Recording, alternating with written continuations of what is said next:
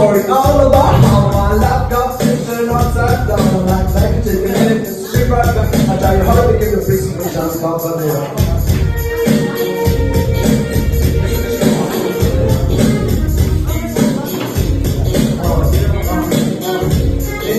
West Philadelphia, born and raised on the ferry out west, most of my days.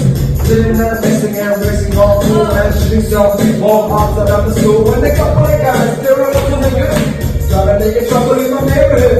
I got one little diamond, now got good. I'm looking for a cat, and that's what it is. And that's what it says when I'm back in the mirror. They can say that I'm scared of spread, but I thought I'll never get it. Look at it. I go up to the house about 7 or 8 and yell to the cat, like a host, my nigga. Look at my kids, and I was finally there. You sit in my throat, and the job's in my lap.